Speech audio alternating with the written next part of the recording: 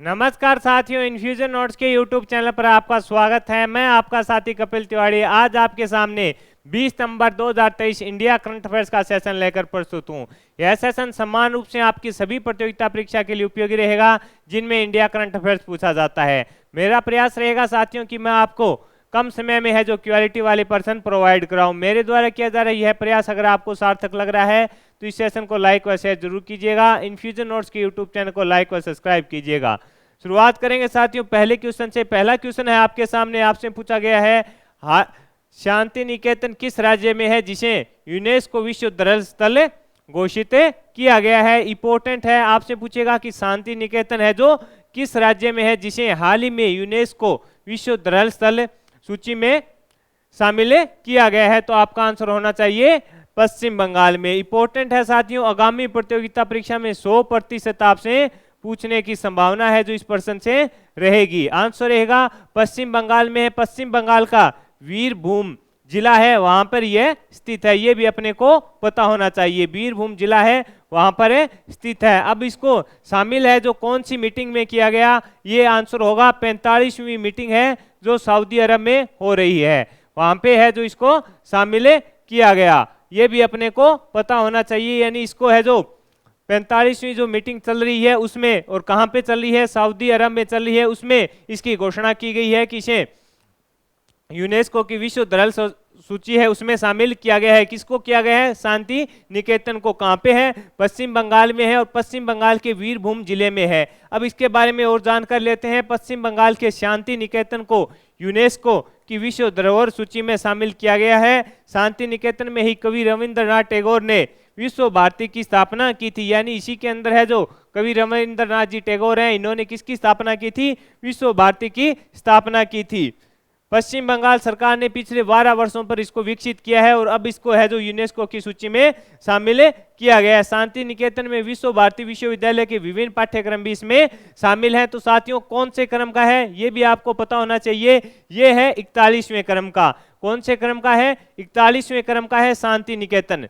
कौन से क्रम का है, 41वें क्रम का है। और अभी हाल ही में है जो 42वां भी है जो होयसेल मंदिर है कर्नाटक में, उसको भी है जो विश्व धरोहर सूची में शामिल कर लिया है। ये भी अपने को पता होना चाहिए कि ये तो है 41वां, कौन सा, शांति निकेतन वाला तो है 41वां, और ये 42वां कौन सा है, होयसेल कर्नाटक में मंदिर है, उसको भी है जो शामिल कर लिया गया है किसमें, यूनेस्को धरोहर सूची में। ये भी इंपॉर्टेंट है, 41 और 42 दोनों अपने को याद रखने हैं। पश्चिम बंगाल में कौन सा है, शांति निकेतन वाला रहेगा, और जो 42वां है होयसेल जो मंदिर है वो कहाँ पे है, कर्नाटक में है। इंपॉर्टेंट है, दोनों आपसे पूछ सकता है। और मीटिंग कहाँ हुई, सऊदी अरब में हुई, ये भी अपने को याद रखना है। कौन से क्रम की थी, 45वें क्रम की मीटिंग थी, उसमें इनकी घोषणा है जो की गई है।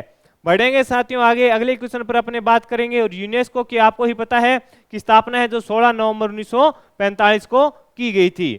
अगले क्वेश्चन पर बात करेंगे। अगला क्वेश्चन है आपके सामने, हाल ही में रक्षा अधिग्रहण परिषद ने भारतीय वायुसेना के लिए कितने सुखोई विमान है जो खरीदने के प्रस्ताव को मंजूरी दी है। यानी हाल ही में रक्षा अधिग्रहण परिषद ने भारतीय वायुसेना के लिए कितने सुखोई विमान है जो खरीदने की अनुमति के प्रस्ताव को मंजूरी दे दी है। तो आंसर रहेगा 12। कितने, 12। अब आपको ही पता है सुखोई कहां पे बनाए जाते हैं, रूस में बनाए जाते हैं। यानी ये रशिया का विमान है, और इसको सुखोई MU-30 MKI खरीदेगा भारत। कौन सा खरीदेगा, सुखोई में भी MU-30 MKI की खरीद करेगा। इसका जो निर्माण है भारत में स्वदेशी तरीके से किया जा रहा है। इसका निर्माण साथियों हिंदुस्तान एरोनॉटिक्स लिमिटेड कंपनी करेगी। यानी इसका जो निर्माण है कुछ इसमें स्वदेशी चीजों के माध्यम से इसका निर्माण किया जाएगा, और इसको बनाएगा कौन है, हिंदुस्तान एरोनॉटिक्स लिमिटेड कंपनी है करेगी। इसके लिए जो बजट है वो इंपॉर्टेंट रहेगा, 45,000 करोड़ का रहेगा।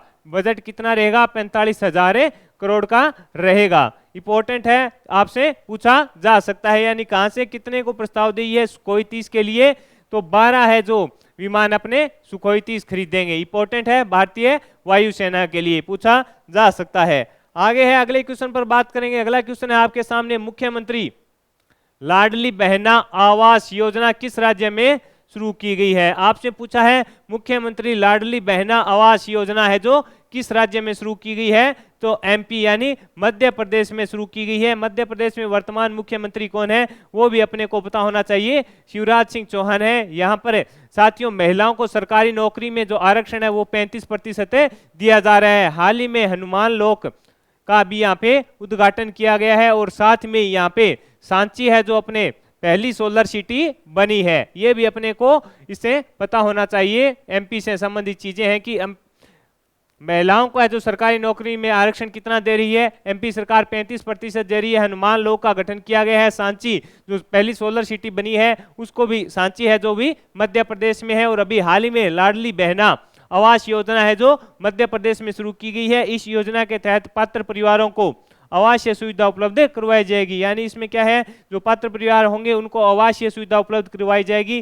साथ ही मुख्यमंत्री सीखो कमाओ योजना भी है जो इसका संबंध कहां से है, मुख्यमंत्री सीखो कमाओ योजना है वो भी मध्य प्रदेश में शुरू की गई थी। सीखो कमाओ योजना इंपॉर्टेंट है साथियों। एमपी से संबंधित योजनाएं बढ़िया से तैयार कीजिएगा, आपसे पूछा जा सकता है। बढ़ेंगे आगे, अगले क्वेश्चन पर बात करेंगे। अगला क्वेश्चन है नमो 11 सूत्री कार्यक्रम को किस राज्य सरकार के द्वारा लागू किया गया है? महाराष्ट्र सरकार के द्वारा कौन सी नमो 11 सूत्री कार्यक्रम को है जो 17 सितंबर को साथियों इसको जो प्रधानमंत्री नरेंद्र मोदी जी का जन्मदिन था उस दिन इसकी घोषणा की गई थी कि नमो 11 सूत्री जो कार्यक्रम है वो महाराष्ट्र सरकार है जो लागू करेगी। इसमें क्या होगा, इसमें किसान, पिछड़े वर्ग व महिला युवाओं को लाभ पहुंचाने के लिए इसकी शुरुआत है जो की गई है। एक नाथ शिंदे यहाँ के वर्तमान मुख्यमंत्री हैं, ये भी अपने को पता होना चाहिए। आपसे पूछे कि मुख्यमंत्री कौन है महाराष्ट्र में, तो एक नाथ शिंदे है जो वर्तमान में मुख्यमंत्री हैं। आगे है खेल से संबंधित क्वेश्चन, ये क्वेश्चन इंपॉर्टेंट रहेगा साथियों।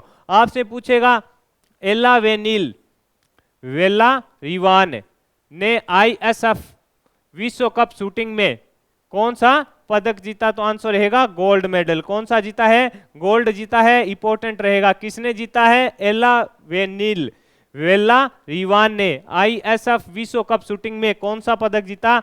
आंसर रहेगा गोल्ड जीता है। प्रतियोगिता कहां हो रही है? तो प्रतियोगिता ब्राजील में आयोजित हो रही है। और उन्होंने कौन सी श्रेणी में जीता है? तो 10 मीटर एयर राइफल में, ये भी अपने को पता होना चाहिए। 10 मीटर राइफल में है इन्होंने गोल्ड जीता है। किसने जीता है? एला वेला रिवान ने जीता है। इंपॉर्टेंट आपसे पूछा जा सकता है साथियों। आगे बढ़ेंगे, अगले क्वेश्चन पर बात करेंगे। उत्तर प्रदेश में होने वाली प्रथम मोटोजीपी रेस के शीर्ष प्रायोजन अधिकार हैं जो किसे मिले हैं? यानी उत्तर प्रदेश में जो प्रथम मोटोजीपी रेस होगी उसके लिए जो शीर्ष प्रायोजन अधिकार है उसे किस कंपनी को मिले हैं? आपसे पूछा गया है। आंसर रहेगा इंडियन ऑयल। क्या आंसर रहेगा? Indian oil. किसको मिले हैं? इंडियन ऑयल को मिले हैं। इंपॉर्टेंट है, पूछा जा सकता है। किसको मिले हैं? इंडियन ऑयल का आयोजन है जो 22 से 24 सितंबर को किया जाएगा साथियों। 22 से 24 सितंबर को इसका आयोजन है जो किया जाएगा। ग्रेटर नोएडा में इसका आयोजन किया जाएगा। इसमें 42 टीमें हैं जो भाग लेगी। प्रत्येक टीम में 2 खिलाड़ी होंगे, तो यानी 84 इसमें खिलाड़ी होंगे। इंपॉर्टेंट है, पहली बार हो रहा है, कहीं से आपसे प्रश्न पूछ सकता है। आयोजन भी याद रखना, ग्रेटर नोएडा में इसका आयोजन है जो किया जाएगा। इंपॉर्टेंट है, आगामी प्रतियोगिता परीक्षा में पक्का इससे प्रश्न आपको देखने को मिलेगा। आगे बढ़ेंगे साथियों, अगले क्वेश्चन पर बात करेंगे। अगला क्वेश्चन इंपॉर्टेंट रहेगा। हाल ही में किस राज्य के मुख्यमंत्री ने मुख्यमंत्री श्रमिक कल्याण योजना की घोषणा की है? आपसे पूछा है कि किस राज्य के मुख्यमंत्री ने मुख्यमंत्री श्रमिक कल्याण योजना की घोषणा की है? आंसर होगा अरुणाचल प्रदेश।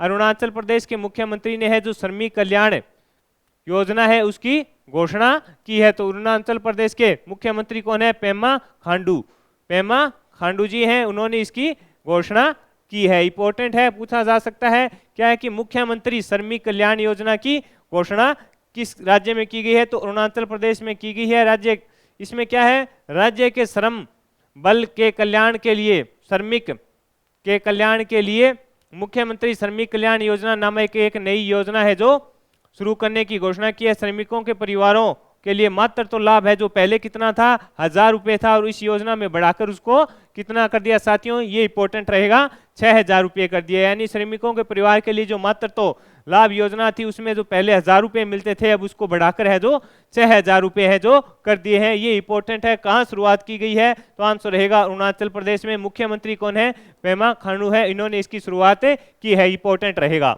आगे है, अगले क्वेश्चन पर बात करेंगे। अगला क्वेश्चन आपसे पूछा गया है, अशोक लीलैंड ने बस प्लांट स्थापित करने के लिए किस राज्य सरकार के साथ समझौता किया है? यानी बस का प्लांट लगाने के लिए अशोक लीलैंड ने किस राज्य सरकार के साथ समझौता किया है? ये आपसे पूछा गया है। आंसर रहेगा उत्तर प्रदेश के साथ। उत्तर प्रदेश की सरकार वर्तमान मुख्यमंत्री योगी आदित्यनाथ जी हैं, आपको ही पता है, उसके साथ है जो समझौता किया गया है। इसमें क्या है कि 1000 करोड़ के निवेश से बस बनाने का कारखाना इसमें लगाया जाएगा। यानी 1000 करोड़ के निवेश से बस बनाने का कारखाना यूपी में लगाएगा। कौन लगाएगा? अशोक लीलैंड लगाएगा। और नई शिक्षा नीति के तहत साथियों यूपी में यह घोषणा की गई है कि एक हफ्ते में केवल 29 घंटे का सेशन होगा, यानी 29 घंटे ही पढ़ाई होगी। ये नई शिक्षा नीति के तहत जो यूपी में घोषणा की गई है, यानी एक हफ्ते में 29 घंटे ही क्लासें होगी। ये भी इंपॉर्टेंट रहेगा। आगे बढ़ेंगे, अगले क्वेश्चन पर बात करेंगे। हाल ही में भारत में कृषि सांख्यिकी के लिए कौन सा एकीकृत पोर्टल लॉन्च किया गया? आपसे पूछा है कि भारत में कृषि सांख्यिकी के लिए कौन सा एकीकृत पोर्टल लॉन्च किया गया? तो UPAG ऐप है जो इसको लॉन्च किया गया है। किसने लॉन्च किया है? तो रमेश चंद्र जी ने इसको लॉन्च किया है। अब रमेश चंद्र जी कौन है? ये साथियों जो नीति आयोग होता है उसकी सदस्य की जो टीम होती है उसके सदस्य हैं, उसमें 4 सदस्य होते हैं, उसमें से एक सदस्य कौन है? रमेश चंद्र जी हैं। आगे बढ़ेंगे, अगले क्वेश्चन पर बात करेंगे साथियों। अगला क्वेश्चन इंपॉर्टेंट रहेगा। आपसे पूछा है कि नए संसद भवन पर पहली बार किसने तिरंगा फहराया? ये आपसे पूछा गया है कि जो नया संसद भवन है उस पर पहली बार किसने तिरंगा फहराया? आंसर होगा उपराष्ट्रपति जगदीप धनखड़ ने फहराया। और किस द्वार पर? तो गज द्वार पर। ये इंपॉर्टेंट है, ये बढ़िया से याद कीजिएगा। गज द्वार पर है जो तिरंगा फहराया। किसने फहराया? उपराष्ट्रपति है जो इन्होंने, किसने? जगदीप जी धनखड़ ने फहराया। तो साथियों ये सेशन था 20 सितंबर 2023 इंडिया करंट अफेयर्स के। मैंने महत्वपूर्ण प्रश्न थे वो शेयर किए, साथ ही उनसे जुड़ी जो महत्वपूर्ण जानकारी थी कि कम समय में आपको महत्वपूर्ण जानकारी मिले, यह प्रयास मेरे द्वारा किया गया। यह प्रयास अगर आपको सार्थक लगा है तो इस सेशन को लाइक व शेयर जरूर कीजिएगा। इन्फ्यूजन नोट्स की यूट्यूब चैनल को लाइक और सब्सक्राइब कीजिएगा। धन्यवाद।